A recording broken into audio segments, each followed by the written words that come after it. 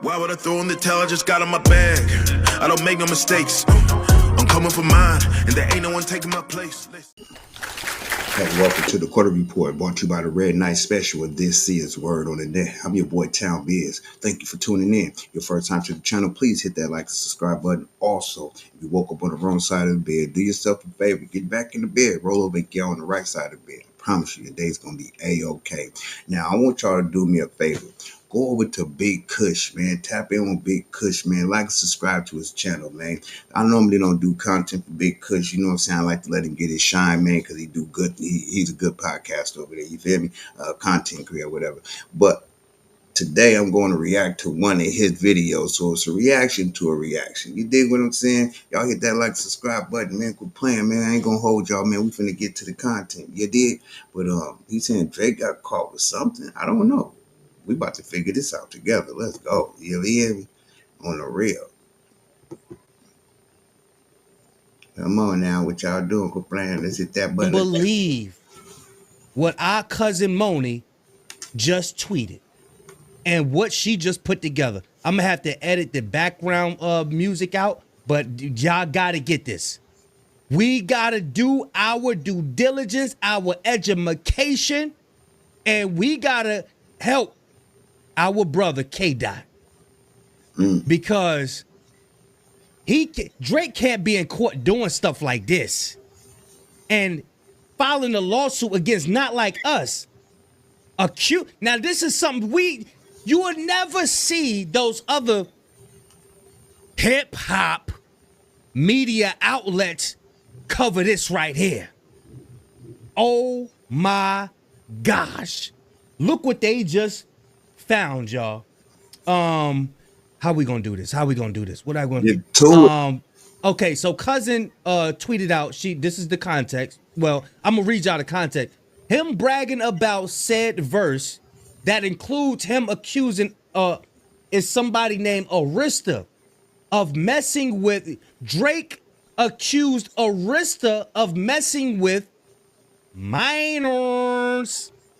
He accused somebody of what he's saying. Somebody accused him of it. He going to court behind it, right? He got on a song and did the same thing.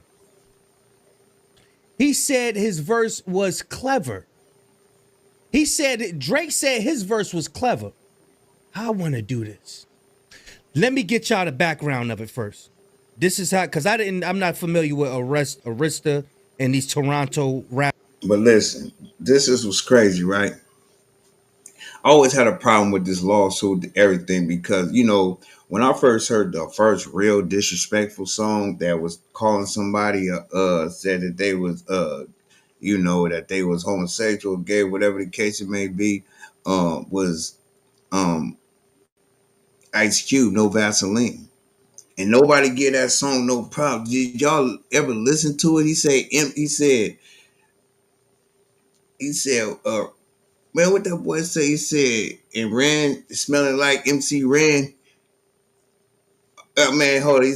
Man, y'all got to go listen to the song, man. I can't even say the words on here, man, because I ain't trying to get them block my video, man. But I want y'all to go check out No Vaseline by Ice Cube and listen to that song.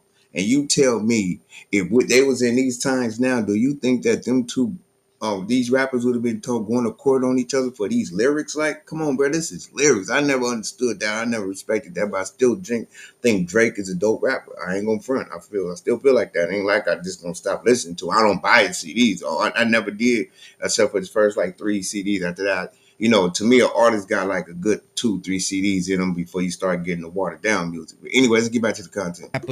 Okay, so boom.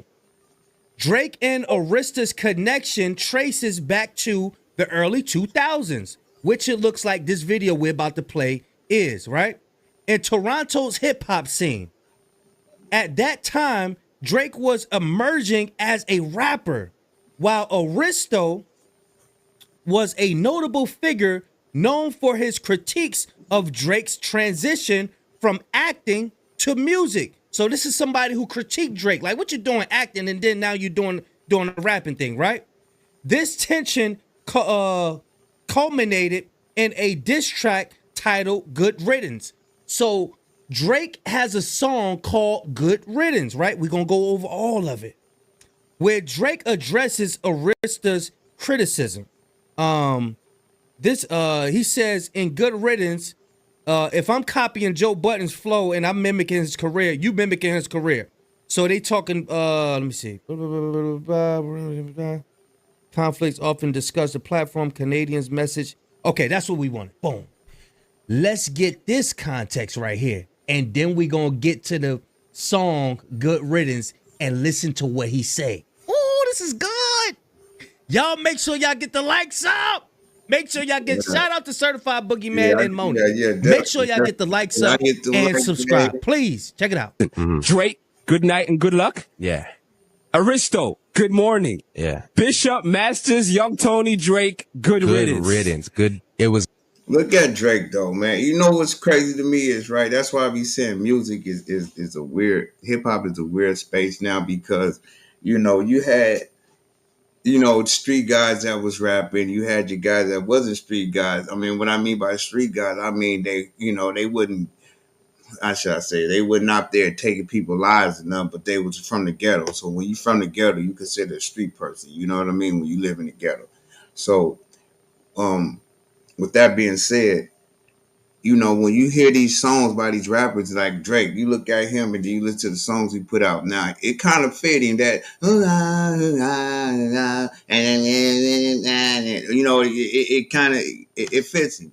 But when he started doing that gangster stuff and you look at him like, bro, I don't care how much money you got, that's not in you, bro. What you gonna do is sue. What you're going to do is pay everybody else, like Mr. Burns, sit up in your office like Mr. Burns on The Simpsons and pay everybody. Ain't going to bust a grape in a fruit fight. So, which is cool, though. You know what I'm saying? Because we don't need to be beefing with each other anyway. I don't understand why Kendrick and Drake could have made a bigger Super Bowl if they would have squashed their beef and walked out on the Super Bowl and performed together. That's my theory of it. Like, I still love Kendrick doing his thing. Don't get me wrong. I love that. You know what I'm saying? Put Cali out there like that. That's a big hit for the whole West Coast to me. You know what I mean? So let's go. Good riddance. It was lights out. It was a body. And that's what it was, man. And that's why good riddance. And what happened? Good riddance, right? Bye. And both of the dudes are still there doing what they do, which is cool, which is great. You know, like he's got his single out and, you know, he's working the album thing. That's cool. But when it comes to trying to check Drake, it was good riddance, body. And it was over. So, he's saying it with his chest. Yeah, I made a diss track. I'm about that life.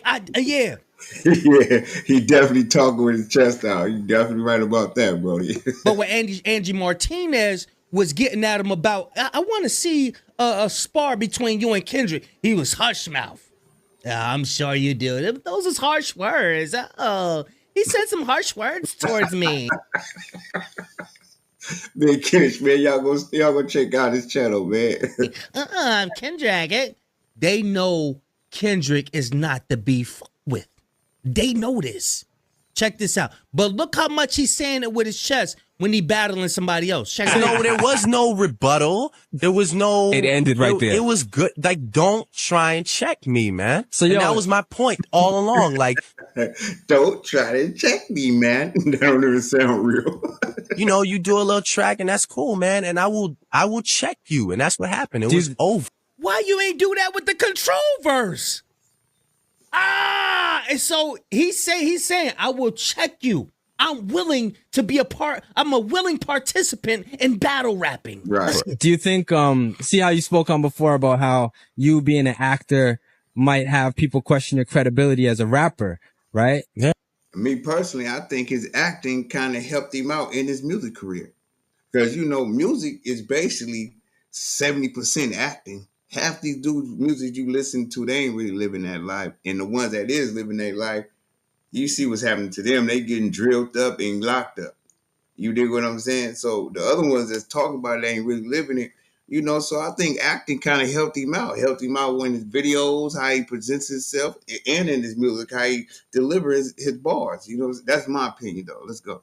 So do you think that you getting into that beef kind of was your way of telling people like, yo, nah, you can't think of me that way? I think that was part of the reason that I definitely decided to do it, was like, I felt it couldn't hurt me.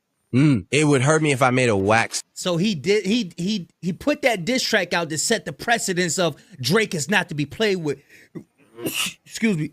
Drake is not to be played with when it comes down to the battle rapping, right? Check it out. Bless you, bro.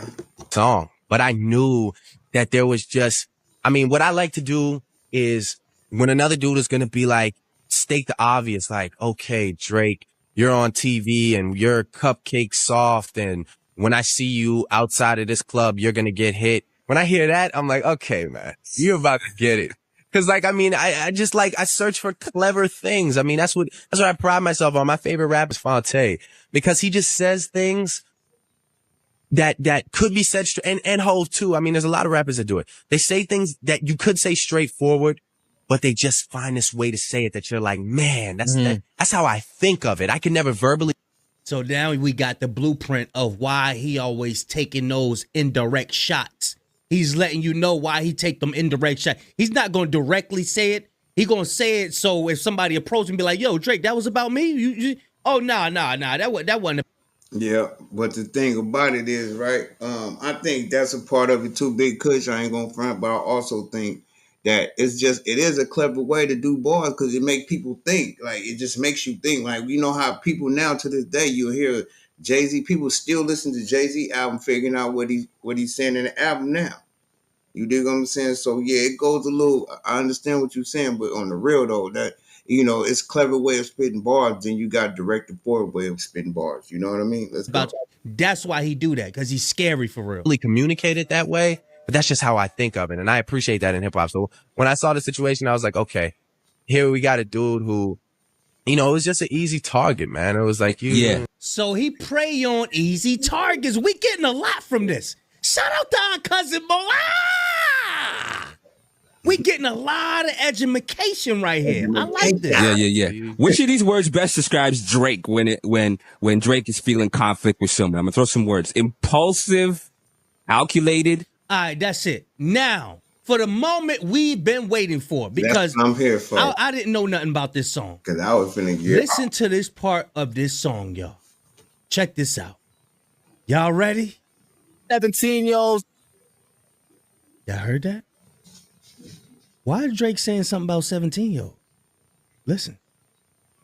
Hold on. 17-year-old trying to pull 17-year-olds. Canopy and trying to pull 17-year-old. Canopy and trying to pull 17-year-old. Canopy and trying to pull 17-year-old. Pull 17-year-old down at Bramley. And pull 17-year-old down at Bramley. I know that. And we don't down at Bramley.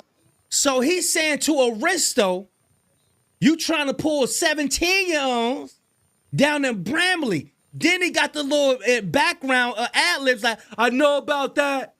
Yeah. I know. And he sounds just like Joe Budden. You sound just like Joe Budden, Ninja.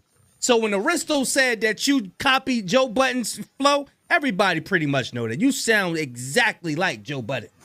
You sound exactly like Joe Budden. You ain't running from that rap. Yeah, man, that is crazy business right there, man, at the end of the day, man, you know. But see, what a lot of people don't understand, Drake came in the game like a culture vulture, though. You got to understand, think about all his most hit songs when he first came out was lyrics that he stole from Rapping Forte, lyrics that Soulja Boy claimed he stole, but he actually got them from Shorty Low. You dig what I'm saying? So it's a whole lot of things that he done did that done came from somebody else. He just, but ain't that, that's a, you know, I don't know. You know what I'm saying? Y'all tell me what y'all think in the comment section, man. Hit that like, subscribe button, man. Let's run this content up, man. Thank y'all for tuning in, man. Stay tuned for the next one. Why would I throw in the towel? I just got on my bag. I don't make no mistakes. I'm coming for mine, and there ain't no one taking